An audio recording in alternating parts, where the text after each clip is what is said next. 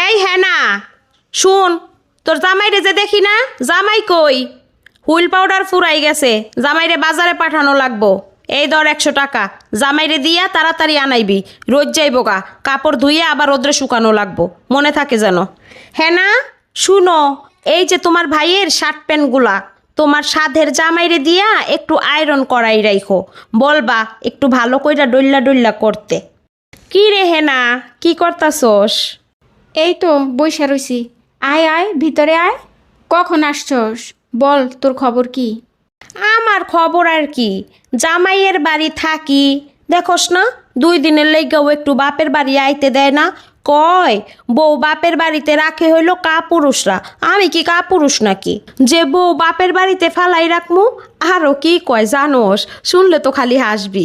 কয় যেই বেটারা শ্বশুর বাড়িতে যাইয়া পইরা থাকে ওই বেটাগুলো লগে নাকি কিছু নাই। তুই কি কথাগুলো আমারে শোনানোর জন্য কইতাছস? আস্তাগফিরুল্লাহ, কি যে কস না, তুই তো আরো ভালো আসোস, কষ্ট কইরা আর বাপের বাড়ি আসা লাগে না, বাপের বাড়ি পইরা থাকোস। আচ্ছা যাই রে, ভালো থাকিস। শাশুড়ি আবার ফোন দিয়া পাগল হইয়া যাইতাছে বাড়িতে যাওয়ার জন্য। দুনিয়াতে এত মানুষ মরে, আল্লাহ শুধু আমারই চোখে দেখে না। এমন একটা মানুষের লগে আল্লাহ আমারে জোড়া বাইন্দা দিল, যে খালি খাইতে আর বউ লইয়া শুইতেই পারে। দিনে রাতে কত অপমান করে মানুষ, দেখাও দেখে না, শুইনাও শুনে না, নির্লজ্জের মতো ঘর জামাই হইয়া পুইরা রইছে।